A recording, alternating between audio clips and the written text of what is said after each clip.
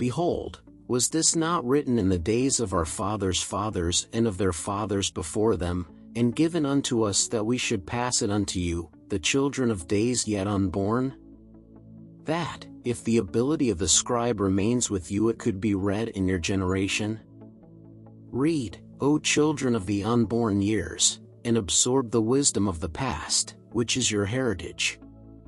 The enlightening words from a past, which is to you, in days so far away and yet, in truth so near. We are taught that we live forever, and this is true, but it is equally true that no moment of life must be wasted, for each hour and day on earth is a shaping for the future.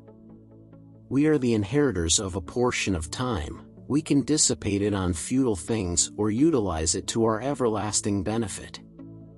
In the days of our fathers, before barren teachings clogged the thoughts of men, and vain, formal ritual built a wall which obscured understanding, men walked in the light of truth. Then, they knew there was one God alone, but because they allowed their higher abilities to fall to disuse, they saw less clearly. Because he appeared in different aspects, they thought he was many. Now, in our days, God has many varied forms in the eyes of men, and each declares he alone knows the true name and likeness of God. Here, all men fall into error, though all have spoken truly according to their understanding. But truth can never bow to the limited understanding of man. The comprehension of man must expand to grasp it.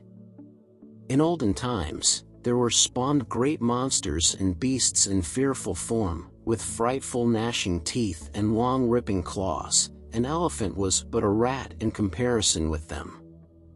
Then, because of heavenly rebellion and turmoil, and the terror overwhelming the hearts of men, the Great One hardened the face of the land, which had become unstable, and the beasts were changed to stone.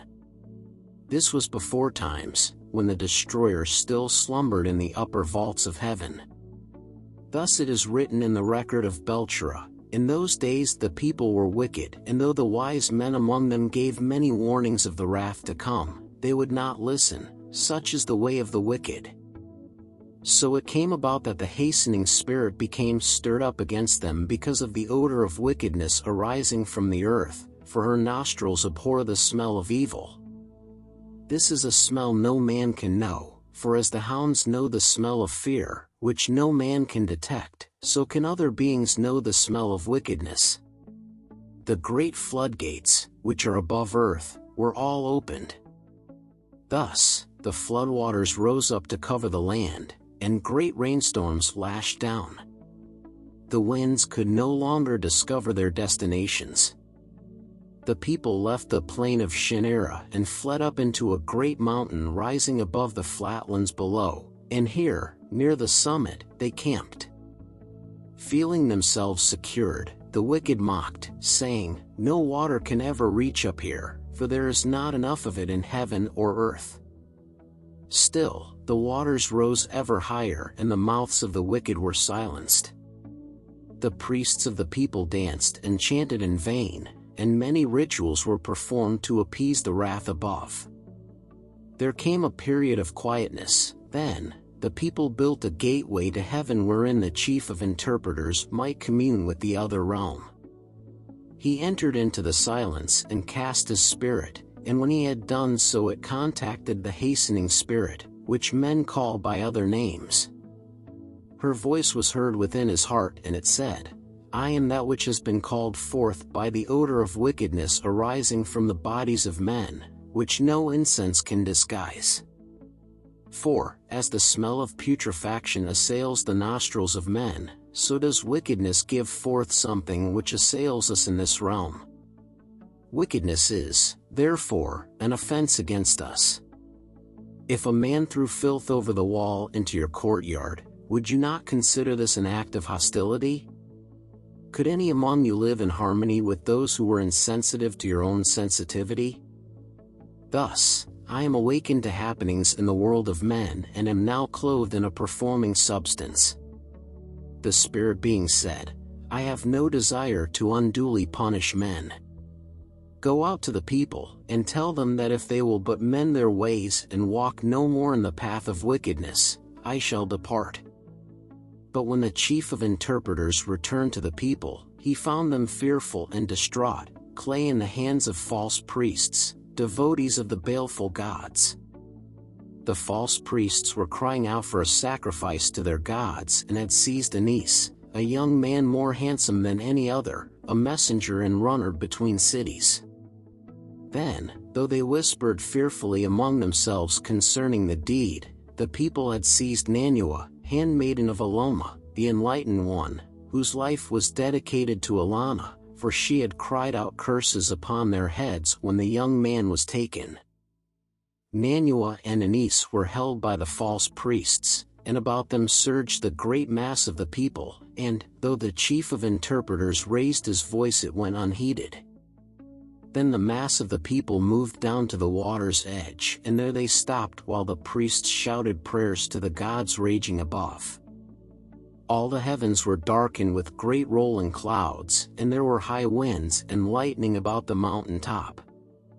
The people rent their garments, the women wailed, and men struck their forearms. Anis was beaten with a club and delivered to the waters.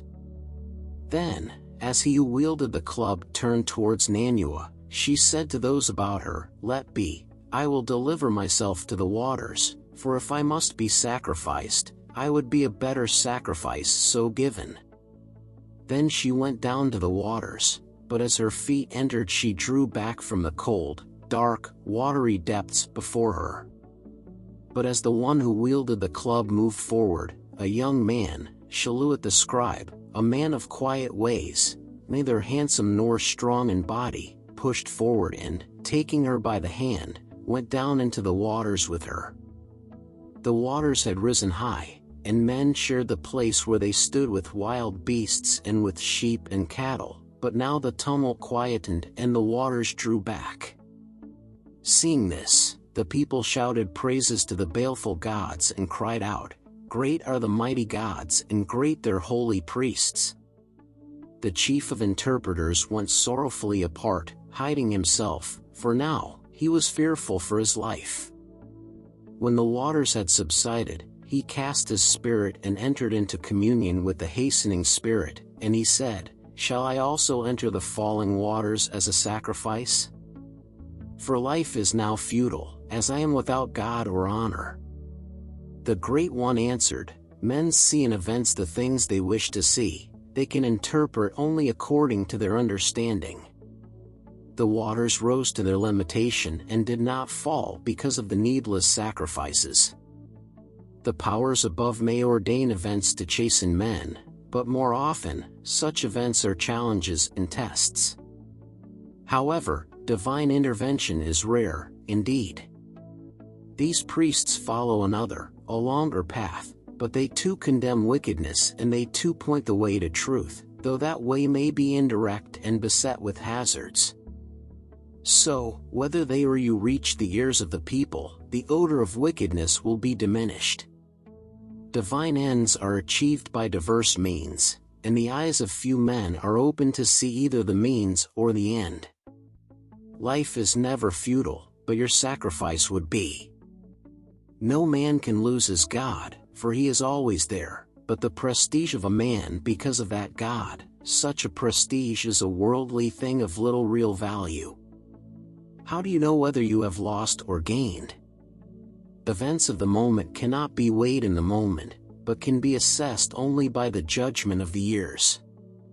Only eternity knows whether this or that was good or bad, a gain or loss. Then, the Great One opened the eyes of the chief of interpreters, so he saw beyond the earthly border into the realm beyond. Behold, he saw Anis who had been strong and handsome on earth, and now he was something not pleasant to gaze upon. He saw also the true beauty of Nanua, who was now a being of dazzling loveliness, and beside her was Shaluat, who had always loved her secretly, and he was now glowing with youth and handsome as Heleth. The chief of the interpreters then understood that evil could be transmuted into good, and that men had little knowledge of the true nature of things. Upon the mountain, there is now a grove of trees and a temple built in the form of a circle of white stones, where the people remember the day of their deliverance. But what they recall and what happened are not the same, nor is the cause in their minds the true cause. They say, "We are the children of Atuma who saved us."